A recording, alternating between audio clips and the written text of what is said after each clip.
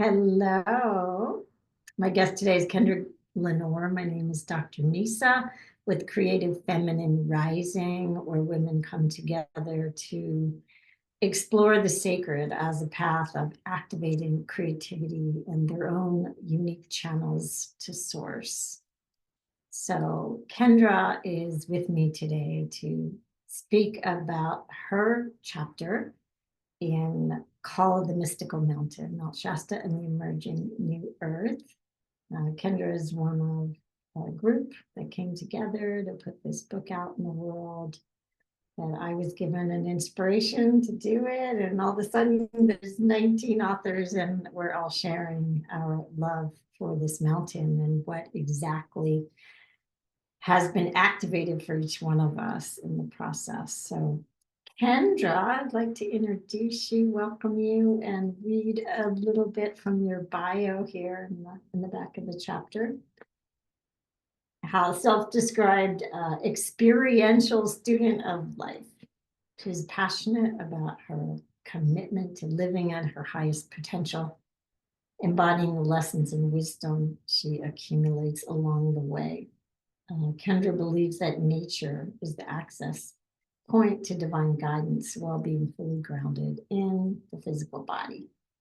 She intends to inspire others to balance themselves and loves co-creating experiences with others who are seeking connection to their most authentic selves. Her connection to Mount Shasta grew during a time of profound awakening and healing, in part with the discovery of teachings of ancient Lemuria. And I definitely want to get into that with you as we go along the way. But I want to just open up this conversation, Kendra, with just acknowledging your story that you share in this book as one of remembrance. So you were going through a very difficult passage in your life and feeling really alone and perhaps lonely when you got this call to this mountain that when you first saw Mount Shasta, you called it love at first sight, which I thought was so precious. And I get that. And I think a lot of people have that kind of experience because the mountain is so, it just like pops up out of the ground as this powerful force. It's not, a lot of mountain ranges are rolling and there's multiple peaks and so on, but Mount Shasta is just like, right? Just this majestic force. And anyway, so your story of remembrance, and I just want to give you an opportunity to share more about how you feel like going there. What was this process of feeling isolated and separate to visiting a piece of land on the earth that suddenly had you recognizing that you're not alone and that you really are part of something much bigger. Great. So the floor is yours. What's that? The floor is yours. All right. Well, thank you for having me. And yeah, so I think I always felt lonely throughout my life. And I had reasons for it, right? I thought it was because I didn't have kids around me that were my same age or anything like that. And as my first 40 years went on, that feeling of loneliness kept getting more and more and more and more and more. And ironically, my life was getting bigger and bigger. Like I had collected so many friends, and I would meet friends and stay with them, I think, to fill this feeling of loneliness that I had had. And then in 2020, everything that I had built, career, family, community, just like was pulled from me pretty quickly. So it was like a big carpet being pulled. And then it was this interesting feeling because I was like, okay, well, now I actually am alone. It was like kind of validating of my feeling of loneliness. And so in a way it felt right. Because finally I could be like, okay, well, it matches. And then from there, like you said, when I first went to the mountain, that was on November 11th, 2021, which was an interesting date. My dad had passed away in 2016, and after he passed away, I kept seeing 1111 everywhere. And so I kept thinking, what does that mean? I know it means something. And I finally Googled it and found, the meaning you find when you Google it. But I knew it meant something for me too. Like there was going to be Right. something special that happened on 1111. And then a friend and I kept hearing about Mount Shasta. I didn't know anything about Mount Shasta. And we kept hearing about Mount Shasta um, around, September 2021. And then we're like, we should go there. Well, we should go on 11/11. I've always wanted to do something special on 11/11. So we went 11/11/21 and we joined a tour that was planned, and nobody else showed up. It was just the two of us. I thought it would be a bunch of people there. Oh, wow. And so it was just the two of us and the guide on the mountain. And yeah, I was just in awe. I even just driving around Mount Shasta itself, I felt at home. I felt like in a way that I had never felt before.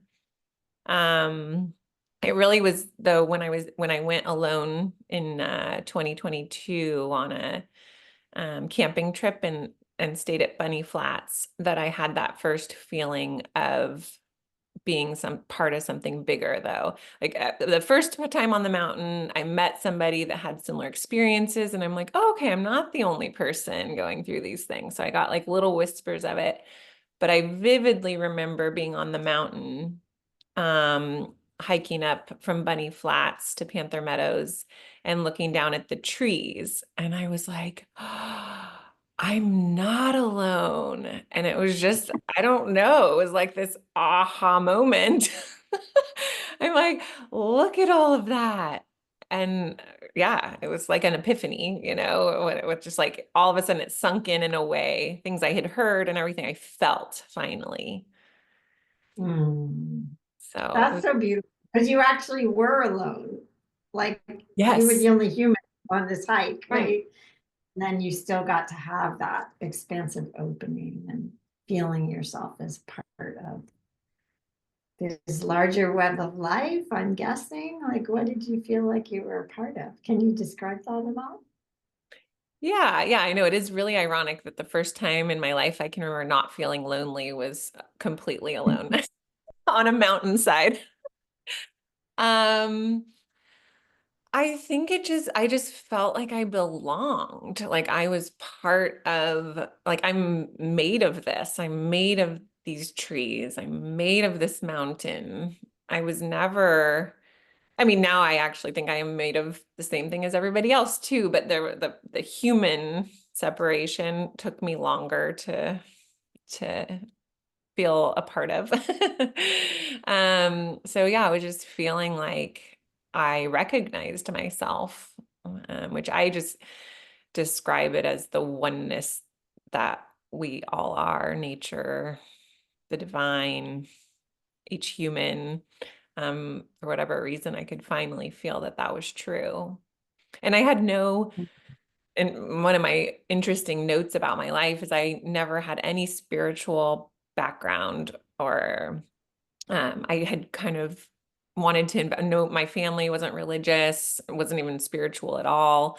So I had no context for anything bigger than me my whole life. It's like no one had even introduced that concept to me.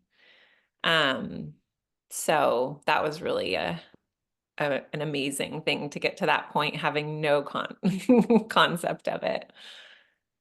That's incredible. Yeah, for sure. Yeah. Very big shift.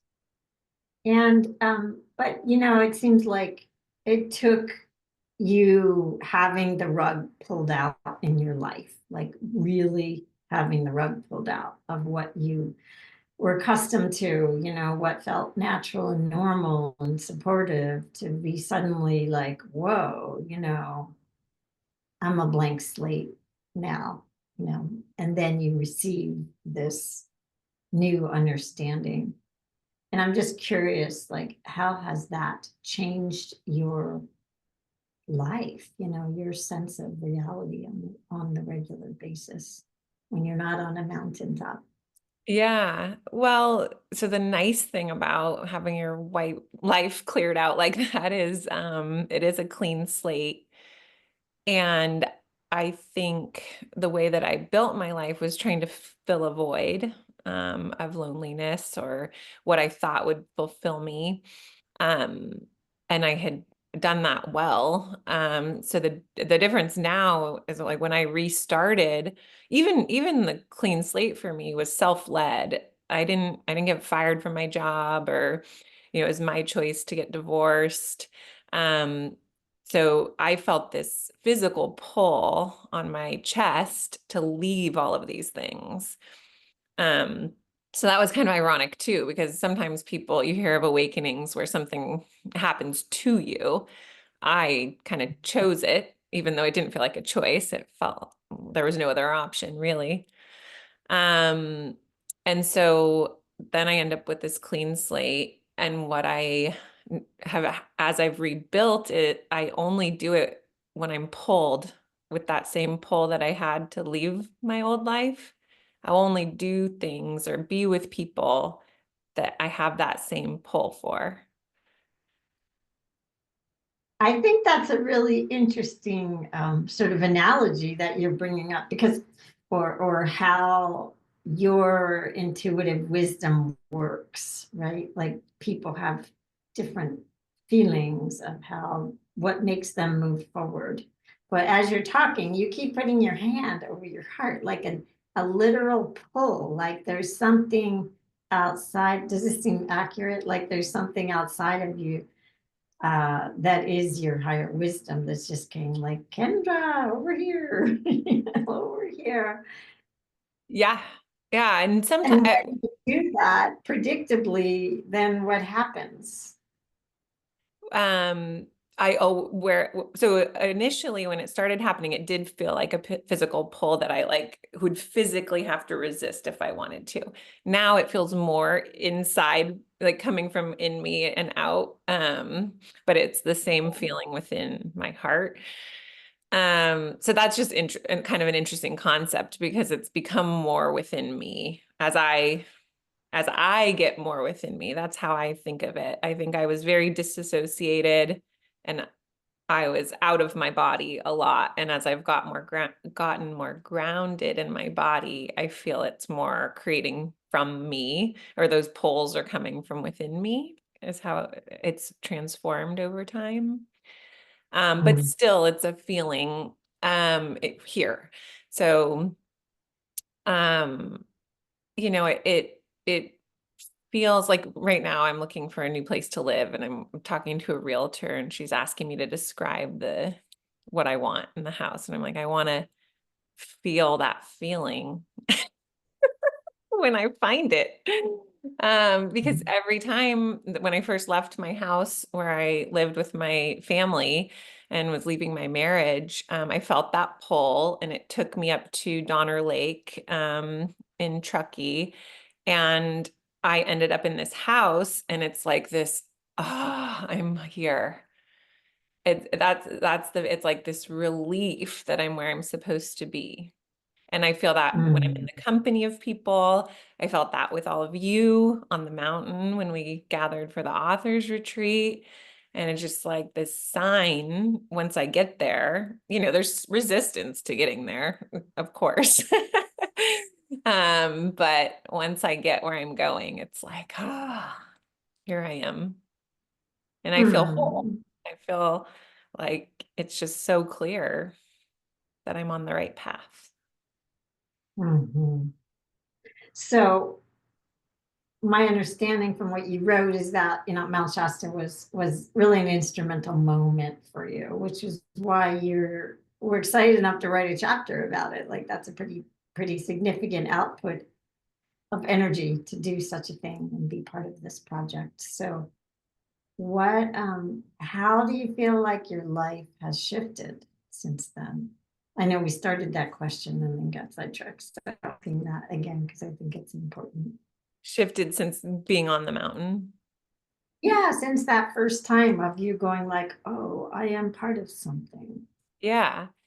I think the what I was just referring to kind of is still part of that answer is I feel like I've been more in touch with what the next step is. So after I felt like I had a place here in the world, and didn't doubt that anymore, then I felt more able to trust taking the next step of for anything. I felt capable was the word I think I used in the chapter, but that's the main word that I felt that I had never felt before, like capable of being here.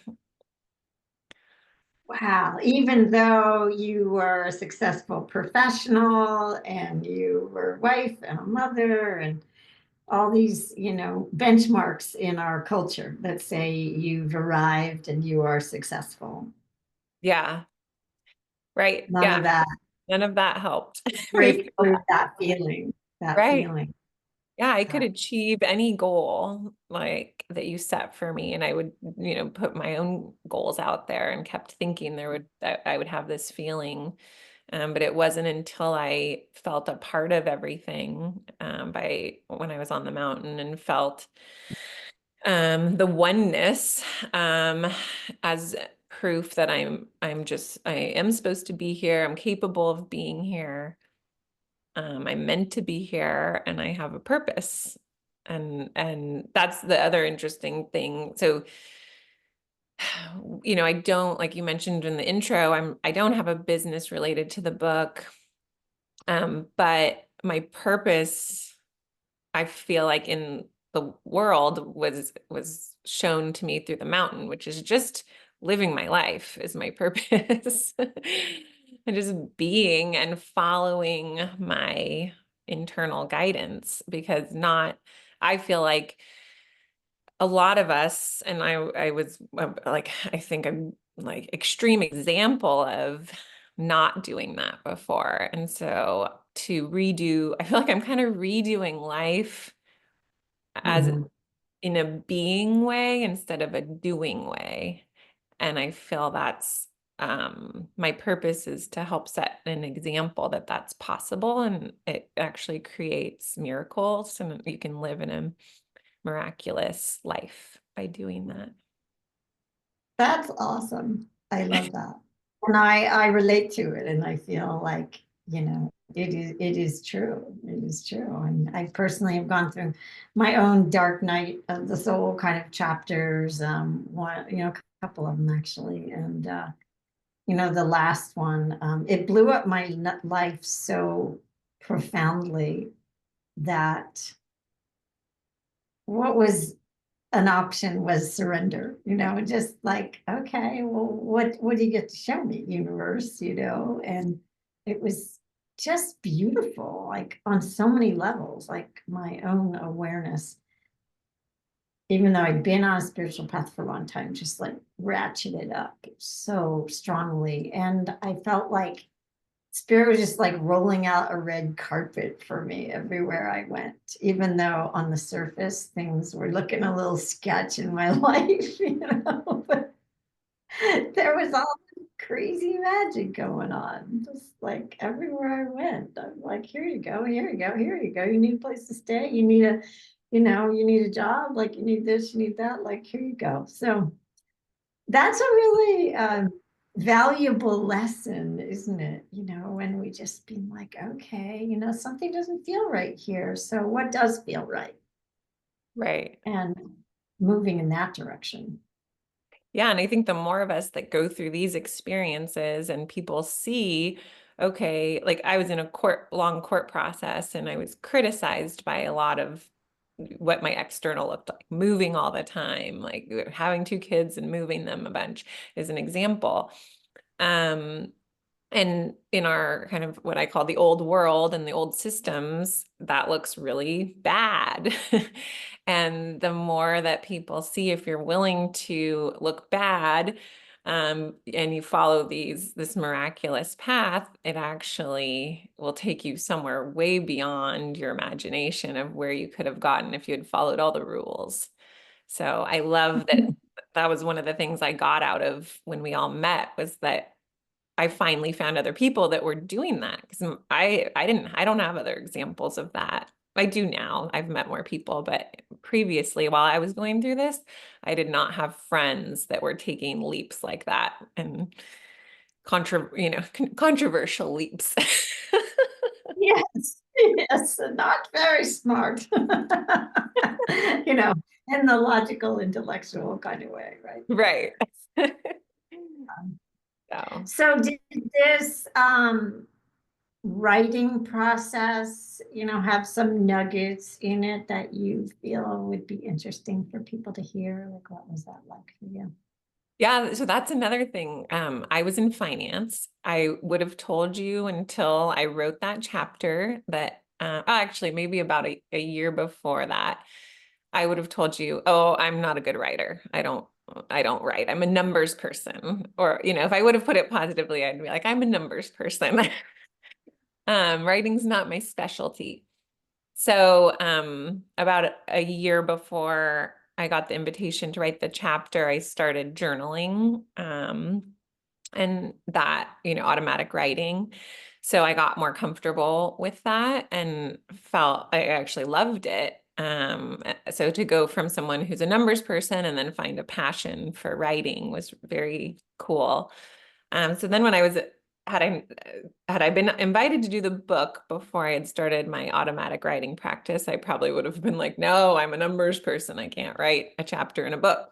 Mhm.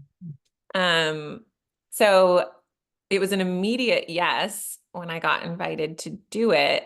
But then there was like, I had that feeling, but then there was a lot of resistance to doing it. So I think what's interesting about that to share is when you are following your heart-led or your authentic path, you'll be asked to step outside of your comfort zone. That's your patterns and what you've been good at. And it's scary.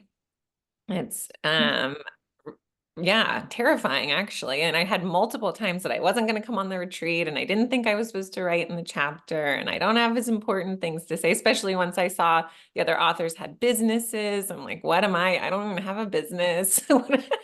Even though I knew it was a full yes, I got really intimidated and had a lot of self-doubt. And then writing was really hard for me. And I still don't really know what this was about, but I think it's interesting is I got roadblocks, like external roadblocks to writing this chapter where like I would be planning to write it and something would happen or sit down and write that day and something would happen and I wouldn't have time anymore. And then I finally booked an Airbnb that had a fireplace because I love to write by the fire. And I go up into out in Guerneville in Northern California. And it's like really peaceful out there. And I go to the Airbnb and I get there, specifically found a place. I texted my friend, like, do you know of any cozy places with a fireplace? So I go out there. I get there and the fireplace had been shattered and the day before, and I couldn't use the fireplace. And I just had this like mental like I couldn't wait to get there and sit by the fireplace and write my chapter. And so when it was broken, I was just like, what is happening? Better not write out on my fireplace. um, yeah, it was just so weird. Anyway, so it just shows you. And then I went, I didn't get as much writing done there as I wanted to. I went one more place. I was coming up on the deadline. I went and stayed out at the beach. I'm like, okay, being by water, that'll help me write. And then I'm out there and this woman comes up and she's like, oh, I've written before. You don't, and we start talking and she's like, come have dinner with us. You don't need to write. Um, you can miss deadlines. They're just general. And I'm just like, what is happening? why is there such resistance to me writing this? Which I'm sure was I don't know. I don't know how I'd be interested in how you would conceptualize it. I think it was me creating, because I had so much resistance, I was creating roadblocks Oh, yeah. unconsciously, Oh, right? yeah, we all do that Yeah. stuff. I'm like, oh, I'm suddenly sick. I can't go. These things that Yeah. happen. Yeah, for Yeah. sure. You persevered and you did it and you published and yay, Yeah. that's And wonderful. I'm so glad that I did. I actually, another interesting story was when I was getting ready to go to the retreat, I was having doubt about going to the retreat, the author's retreat with all of you guys. And and then I'm like a few days before, I'm driving and something's in the road. And anyway, it was an owl in the road that stopped my car. And me stopping the car at that moment and like having this moment of clarity and seeing the owl looked at me and then it flew away. I was like, okay, I'm supposed to go on the retreat. Like, so I really took these major signs for me to keep on pushing. And the retreat for me was a really huge part of this and my path and confirmation of what I've been working on. So I'm so glad that I was part of that, related to the book as well. Yeah, that was very special. I also enjoyed it very much, and I think there was something really particularly wonderful about the authors of such a project to come together and really cement the unified field of what we're doing here, why, and pushing that frequency out into the world. Because when we come back to it, that is what this is very much about. This is about learning to read frequency and follow your knowing around that. Like you had a particular description around your heart and how your heart was pulling you along and guiding you certain places, right? And so we get these hits, and then there's still plenty of time for the mind to jump in and say, no, no, no, no, you're not doing that, which is all, just the old patterning that is it's in us. It's always going to be in us. It's just how we then choose to confront what's in front of us anyway. Yeah. And I don't know about you, but I do think it's always going to be in us, but I feel like that voice is getting quieter too. It's just like, I feel like there's some shift happening with me where my mind is realizing it can take a back seat. On, that's a good thing. Yeah. I tell you, I used to run a lot of ceremonies, not as much lately, but in person. Like I did a lot of in-person guiding when I lived in the Bay Area, and I'm telling you, every time, like 2 hours before this would start, like, oh no, you don't have to do this. Why don't you cancel? Oh, you're not feeling good. Like this whole thing would just loop, and it was so hilarious because I got to know it so well, this feedback that would come, that Yeah. then I could, when it would start, I would just be like, okay, I hear you, and now we shall proceed. And it Right. always, it's for good reason to proceed, and it was great. But just acknowledging that stuff will still happen even when we have the clarity. But the more you invest in saying yes to your guidance and your knowing, that the more that gets to take a leadership role. Right. Yeah. Yeah, Yeah. Which is awesome. it's Our brain is useful for certain things, but yeah, exactly. not as the leader. Executing what the knowing says to do. That Exactly. Exactly. I knew it had a purpose. a little out of balance. Yeah. Yeah. Well, I wanted to address something else that you speak to in your chapter is you said you got uh, suddenly came upon some books about ancient Lemuria, and you started, diving into that heritage. And that I think it was after you first went to Shasta. I'm not really sure, but Yeah. maybe let's just talk about, like, for people who don't know anything about Lemuria, don't know anything about Mount Shasta, and maybe you can, kind of tie that together so that people understand the relevance here. Why Yeah. it's important.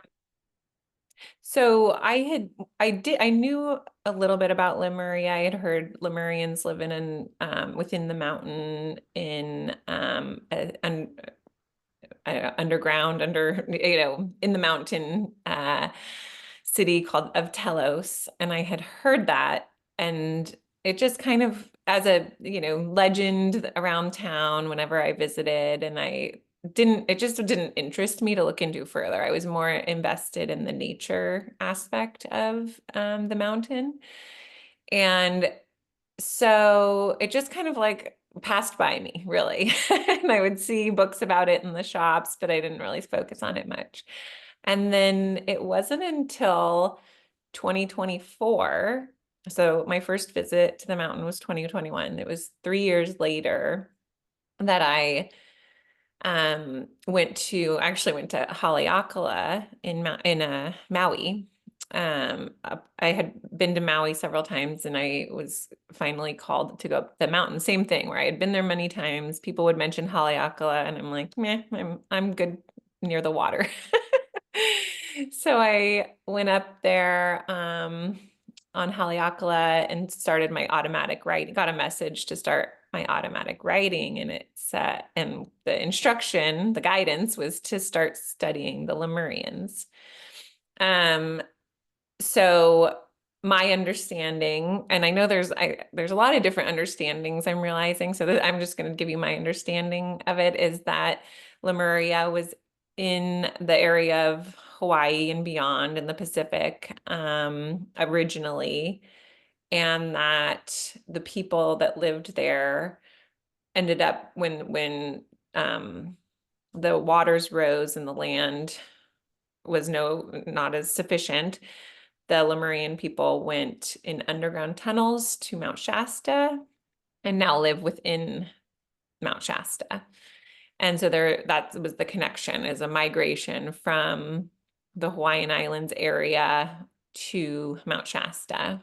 Is that you feel free to add, because I'm not an expert in. Just yeah, that's basically, what I've heard too. I mean, who knows? It was a long time ago, right? Like Yeah, 25,000. yeah. So Any information history you gets can find altered. on it, any information you can find on it, and all of the books that I read it's all channeled information, so that there's no physical evidence of this, what I'm speaking of. But Yeah. what was interesting to me when I started reading the books was more about as I got more confident in who I was and of being part of something bigger, I met people and I would have conversations about the way our society is structured and things like that. And I would get in these heated debates about like views on the world and balance between feminine and masculine and what roles we play and like how families are structured and how businesses are structured. And specifically, when I talk about in the book, is I remember having a conversation about, how some people make more money than others, and why is that? Are we really valued? Shouldn't all of our skills be, I used to say, I feel like if all of our skills were used, they should all be valued the same and they would all work together in harmony. And I was called all sorts of names for like for having these views. Um, but it was never political for me. It was just kind of what I felt like I knew. And, I was speaking from my heart, which I had grown to trust, but I still didn't really see where it fit in. I still felt a little different, I guess, in the years during my awakening process because of that, because I felt like, okay, I trust my heart. My heart says this, but I still can't really find anyone that resonates with the things I'm saying about what I think is kind of like what the new earth is or could offer us or will offer us. So when I read about Lemuria, that's when I had this moment of, oh my goodness, this is what I believe in. I mean, everything I read about the Lemurian people was exactly what I believe is possible and how they lived. It was a female-led society, but there was a balance. There was a role for um, feminine and masculine energies. So, like, the women would use their intuition to tell the men where to go fish and catch the fish for the day, things like that. So there was like this really beautiful harmony within everybody, and they did circles together, male, men and women. And that was an interesting part for me because I had gone to a lot of all-female retreats during my healing process, and I always felt this desire to have men there. Like, why can't we do it together? And I got a lot of women have trauma with men, and it feels safer to have women around, and the sisterhood and all of that. And I love that, and I believe in it, but I kept feeling like this internal feeling of like wanting the men there as well. And so when I read that about the Lemurians, that's how they did their circles. They had women on the inside, men on the outside. And I think my heart just remembers that time. And I personally believe, I don't, that we're in a modern age and it's not like we're going to bring back Lemuria, but I think there's a lot of wisdom there that is a part of what we think of as the new earth. Beautiful. Yeah. So do you feel, you said like remembrance, does that feel like you were there? Yeah. You get a Yeah. sense of that? Yeah, you were there. I've never been told this, but I feel like I was there and then maybe I missed like chunks of time in and wasn't here very much and I missed a window, and that's why like that's my go-to is Lemuria. I missed all of the lives in between, or maybe I had less. I don't know how it all works, but that's my feeling is like Yeah, that, hard to or know. maybe it's the one I liked the best, and I always wanted to go back to that time, and I've been searching for it ever since. Yeah, it sounds pretty awesome, doesn't it? Yeah, You know, yeah. kind of But it, lifestyle. I feel it too. And I just want to recognize that you're being invited to Mount Shasta, however that happened, energetically, being invited there, and then finding more out about your, kind of Lemurian heritage is really common. I lived there for 4 years and I just watched it all the time. And even for my own self, like when I moved up there, I didn't know what Lemuria was. Like I honestly had never heard of it. And I had heard about this invisible city inside the mountain called Telos, and I approached it with quite a bit of skepticism, honestly. I'm like, really? Like, how is that possible? But then I wrote this in my chapter too, that I had to just be like, okay, I'm open. Teach me, mountain, just teach me, show me what's up that I don't know. And that was part of it. It was just like this deepening of understanding of the resonance of Telos, Lemuria is I just saying it's the new earth. It's like it's the energy and the frequency of those of us who are tuning in through our hearts, our feeling. Would you agree with that? yeah, absolutely. Yeah. Yeah. And what I read once that was interesting was that the Lemurians lived in their light bodies much of the time. And so this is kind of, I never read this anywhere, but it was just an intuition, was that perhaps one of our challenges of living in that frequency is to do so while being in the body more. and that's what we're experiencing. It's like I during my awakening had these really high frequency times, and then I would crash back down like in the body, and it was Oh, like yeah. and I feel like I've been learning to stay here and hold that frequency. I mean, I hope that's the plan. Yeah, well said. I mean, because I agree that that is the mission right now, in order to step into this new earth territory. And whatever they did in ancient Lemuria is one thing, but we are here on this timeline now, and we can reference back to that, but we are in a new place and coming into full alignment with our multi-dimensional spheres of existence, and then being able to hold that every day. Right. It's one of the things that I've been studying personally lately. Is I have these geometry portals that I paint, and the most recent one that I've done, I've been meditating with it a lot, and I experienced that it activates me on two poles, like way up here, like chakras off the body, 8, 9 up in there, and then also anchoring in the earth at the same time. So I've been, a deep meditative explorer for most of my life. And so what I would say is that oftentimes I feel like a grounding meditation, I feel that part of me. Or I feel, an activation of the third eye, and I'm in that space. But lately, with that particular geometry portal, I can feel both poles at the same time.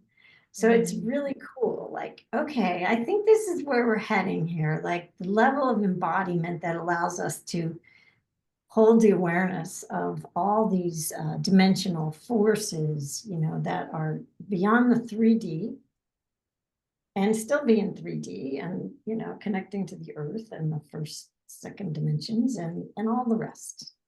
So Yeah. anyway, I think it's really exciting that way, Cool. this. Yeah, I feel like when you're doing that, meditation, it's sending out the message to everyone. Okay, it's possible. I'm doing it.